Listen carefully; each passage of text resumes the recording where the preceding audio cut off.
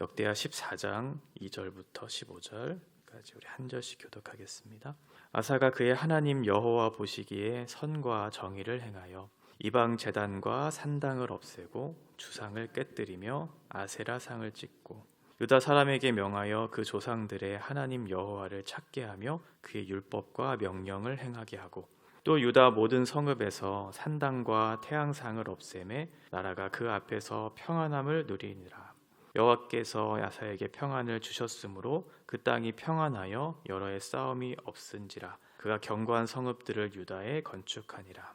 아사가 일찍이 유다 사람에게 이르되 우리가 우리 하나님 여호와를 찾았으므로 이 땅이 아직 우리 앞에 있나니 우리가 이 성읍들을 건축하고 그 주위에 성곽과 망대와 문과 빗장을 만들자. 우리가 주를 찾았으므로 주께서 우리 사방에 평안을 주셨느니라 하고 이에 그들이 성읍을 형통하게 건축하였더라. 아사의 군대는 유다 중에서 큰 방패와 창을 잡는 자가 30만 명이요 베냐민 중에서 작은 방패를 잡으며 활을 당기는 자가 28만 명이라. 그들은 다 큰 용사였더라.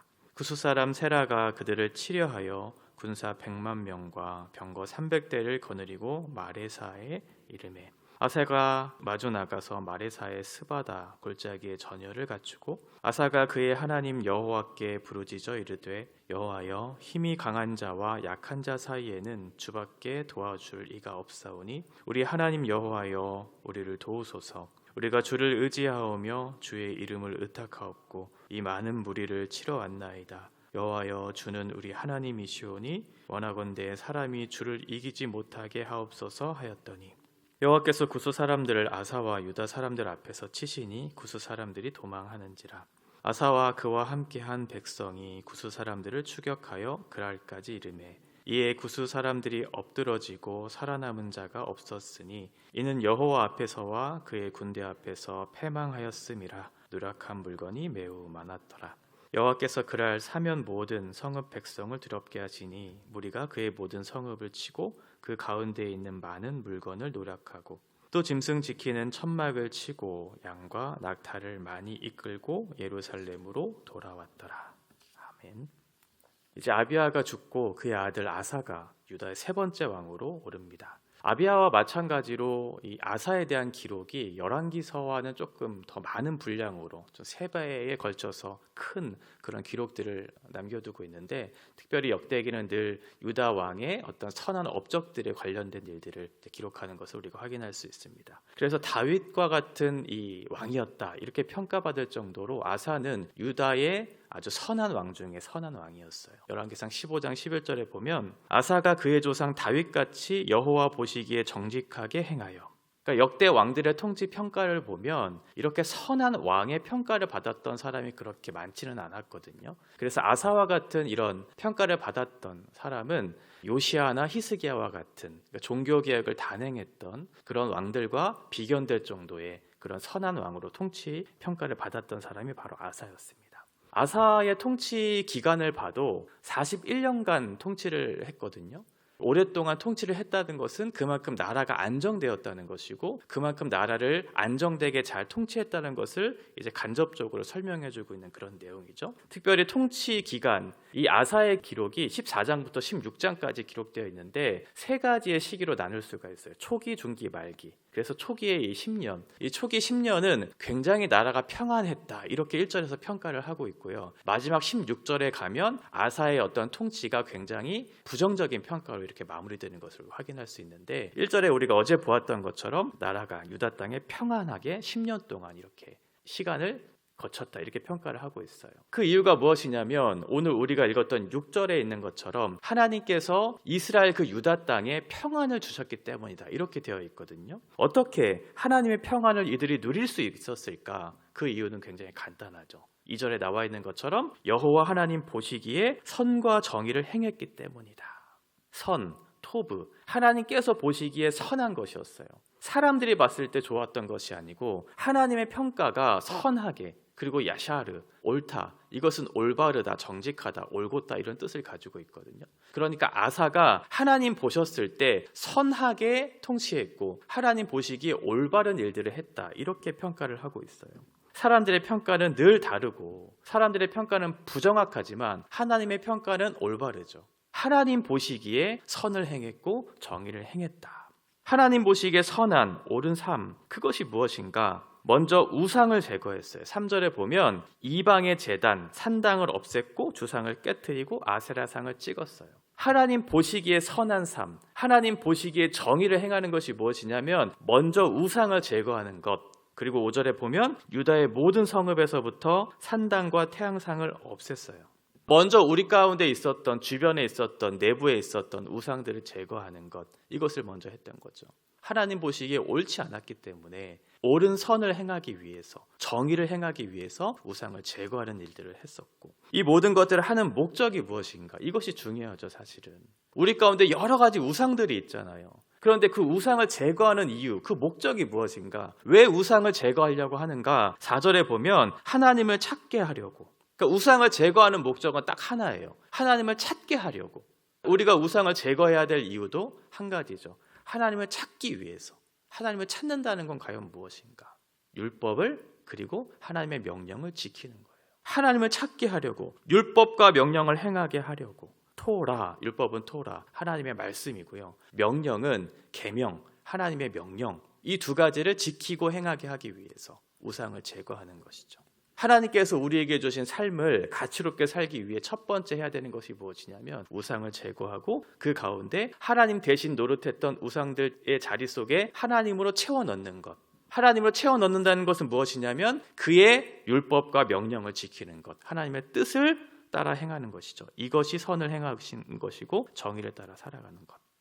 이전의 삶의 방식들이 있잖아요. 그것들을 버리는 거예요. 우리가 우상을 지키면서 우상을 따라 살았던 이전의 삶의 방식을 버리고 새로운 삶의 방식, 말씀과 하나님께서 주시는 명령을 따라 행하는 삶, 이것이 십자가의 삶의 방식이죠. 자기를 부인하고 예수 그리스도를 따라 살아가는 삶, 이러한 삶, 이것이 하나님께서 보시기에 선한 삶이고 이것이 하나님께서 보시기에 올바른 삶이다, 이렇게 말씀하고 있어요. 이렇게 하나님의 말씀을 따라서 예수 그리스도처럼 하나님의 말씀에 순종하는 삶을 살 때 어떠한 결과가 우리 가운데 주어지는가? 하나님께서 우리에게 평안을 주신다고 말씀하고 있어요. 전쟁이 그치고 쉼이 찾아왔다. 그동안 있었던 수많은 전쟁들을 그치게 하시고 그리고 이 땅에 없었던 참된 쉼이 이곳 가운데 있게 되었죠. 그때 아사는 무엇을 했는가? 평화가 찾아오면 사람들은 교만할 수 있잖아요. 그리고 게으를 수 있잖아요. 그런데 아사는 무엇을 했냐면 평화가 찾아왔을 때 6절에 있는 것처럼 견고한 성읍들을 건축했어요. 이 건축했다라고 하는 이 단어는 회복했다는 거거든요. 그러니까 이전에 무너졌던 것을 회복하는 일들을 했어요. 그저 교만하게 게으르게 있었던 것이 아니고 평화가 찾아왔을 때 미래를 준비했던 거죠. 그리고 성읍 주위에 성곽과 망대와 문과 빗장을 만들었다. 성읍을 건축하고 주변을 재정비하는, 미래를 대비하는, 그리고 8절에 보면 군대도 정비했어요. 이 군대를 정비했다는 것도 평화의 지금 시대를 유지하는 것도 있지만 또 하나의 목적은 미래를 준비하기 위한 거죠.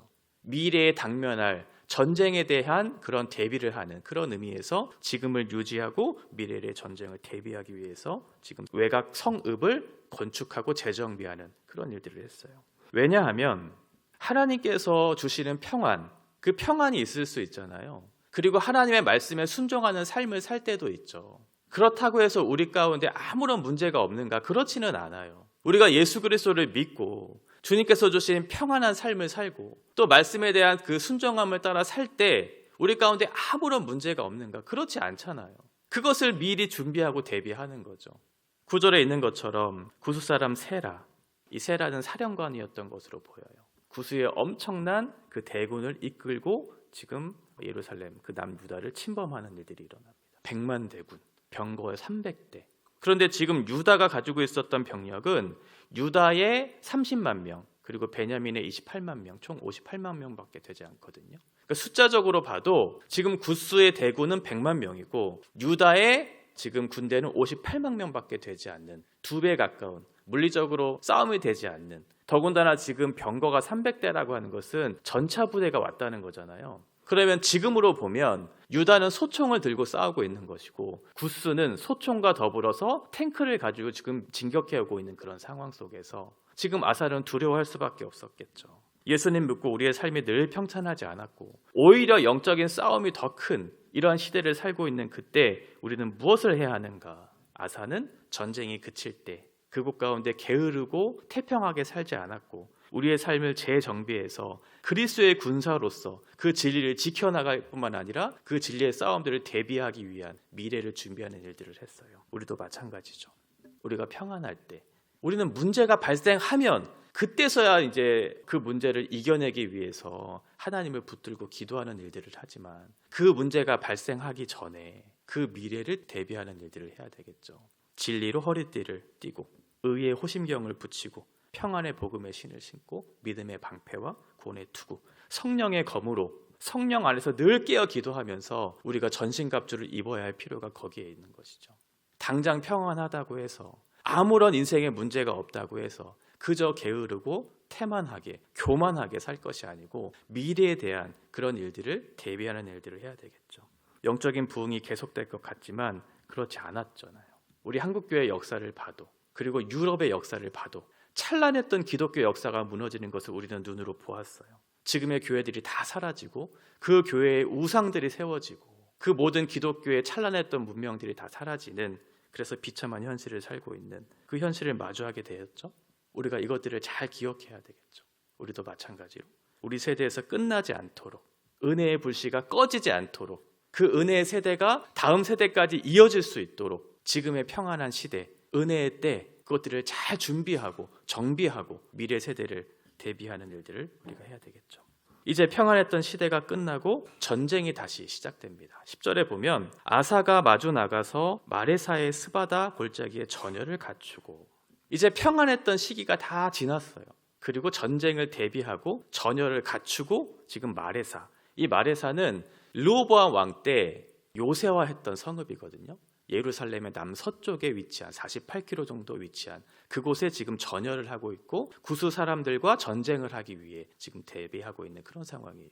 이렇게 서로 대치하고 있는 상황 속에서 아사가 무엇을 할 수 있었을까?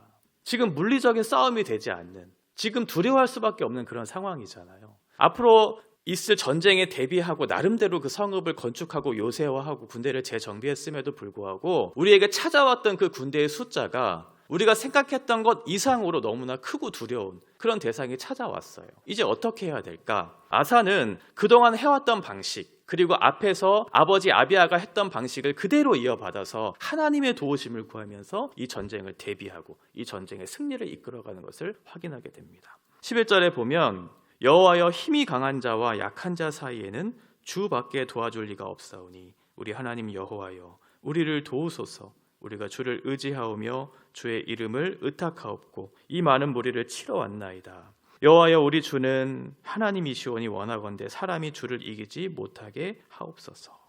나라가 평화로울 때, 잘 될 때 아사는 교만하지 않았어요. 그리고 어떤 위험이 찾아왔을 때 하나님께 원망과 불평을 하지 않았어요. 그동안 해왔던 삶의 방식에 따라서 그대로 하나님의 도우심을 구하는 일들을 했죠. 충분히 교만할 수 있었던 상황이었고 충분히 원망하고 불평할 수 있는 그런 상황이었지만 아사는 그렇게 하지 않았어요. 어떻게 그렇게 할 수 있었을까요? 그동안 쌓여왔던 기도의 무릎이 있었던 거죠. 어떤 삶의 현장 그리고 삶의 어떤 문제 앞에서 일희일비하지 않았던 이유는 그동안 아사가 겪었던 견고한 그런 기도의 자리가 그리고 하나님에 대한 신뢰가 말씀에 대한 순종이 쌓이고 쌓여서 이 익숙한 일상으로서의 신앙이 그대로 대변되는 그래서 하나님 앞에 기도로 그 길들을 걸어가는 교만하지 않았고 원망하지 않았고 불평하지 않았어요. 그렇게 하나님 앞에 간절히 무릎을 꿇고 주님의 도우심을 구할 때 하나님께서 어떻게 하셨는가? 12절에 보면 여호와께서 구스 사람들을 아사와 유다 사람들 앞에서 치시니 구스 사람들이 도망하는지라. 그리고 그랄까지, 그랄은 지금의 블레셋 지역이었거든요. 그곳까지 쫓아가서 모든 남은 군대들을 진멸하고 뿐만 아니라 모든 전리품을 가져다가 예루살렘으로 돌아오는 전쟁의 승리를 맛보게 되었어요. 그러니까 하나님의 도우심의 어떠하심이 이 아사의 행적을 통해서 아사의 인생을 통해서 그대로 드러나게 되죠. 오늘 24장에 나오는 아사의 10년간의 통치의 평화를 그치고 전쟁이 닥쳐왔을 때 하나님 앞에서의 그런 행적들을 보면서 세 가지 정도 우리가 생각해 볼 수 있을 것 같아요. 첫 번째는 우리도 세상이라는 큰 대적과 전쟁을 하게 되죠. 우리도 믿음의 싸움을 살아가는 그런 사람들이에요. 그런데 생각했던 것보다 더 큰 물리적인 큰 대적들이 우리 가운데 찾아와요. 이만큼 싸우면 되겠지라고 하는 그런 우리의 생각들을 뛰어넘어서 세상은 우리를 더 크게 압박하고 이 아사와 같이 큰 대적들이 우리를 두렵게 하는 그런 상황으로 몰게 하죠. 그때 막상 하나님의 어려움에 처하게 되면 하나님을 의지하는 것이 생각처럼 쉽지 않다는 것을 경험하게 됩니다. 우리의 생각으로는 이렇게 하면 될 것 같고 이러한 믿음으로 나아가면 우리에게 승리를 주실 것 같지만 막상 어려움에 닥치게 되면 하나님을 의지한다는 것은 쉽지 않죠. 그래서 인간적인 방법들을 찾게 되고 그 가운데 잘 되지 않으면 원망과 불평을 하는, 끊임없이 그렇게 원망과 불평을 하는 일들을 우리가 겪게 돼요. 그때 아사가 했던 것이 무엇이냐면 선행적으로 우상을 제거했다는 거예요.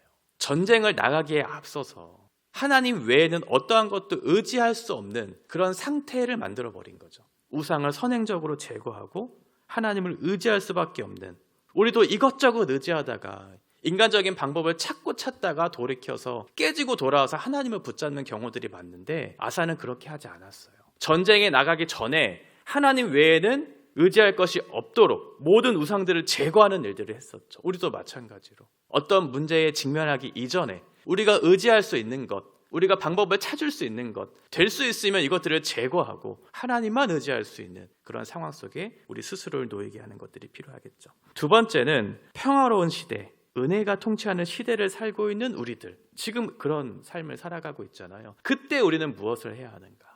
아사는 성읍을 건축했죠.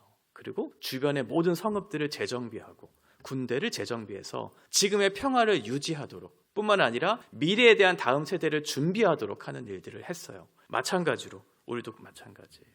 우리가 아무리 은혜의 시대에, 평화의 시대에 산다 할지라도 여기서 그칠 것이 아니고 이 은혜의 불씨가 꺼지지 않을 수 있도록, 다음 세대까지 그 은혜가 이어질 수 있도록, 그 믿음이 바통이 끊임없이 이어질 수 있도록 지금의 현실을 잘 준비하고 재정비해서 미래를 준비하는 일들이 필요하겠죠. 지금이야 문제가 되지 않겠지만 앞으로의 세대가 믿음의 세대를 이룰 수 있도록 우리가 잘 준비하는 일들이 필요할 겁니다. 마지막 세 번째는 그렇게 잘 준비해도 우리가 믿음으로 살아도 언젠가 아사와 같이 큰 어려움이 찾아올 수도 있다는 거예요. 그때 우리가 어떻게 해야 되는가? 원망과 불평 대신 하나님의 도우심을 구하는 것, 이런 어떤 겸손과 믿음의 자세를 해야 된다라는 것을 좀 생각해 볼 수 있을 것 같아요.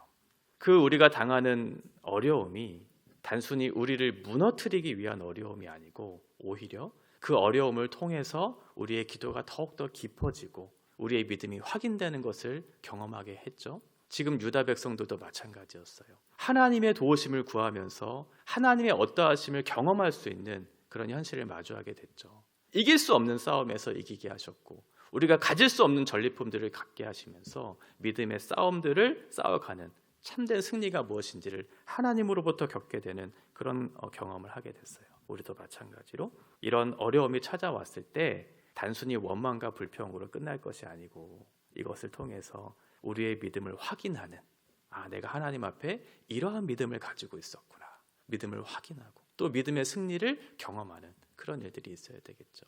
아사를 통해서 주신 하나님의 말씀을 우리의 삶 가운데 개인으로 잘 적용해서 우리의 믿음을 확인하고 다음 세대를 준비하는 그런 오늘의 현실을 잘 해석하고 살아내는 저 여러분 되시기를 바랍니다.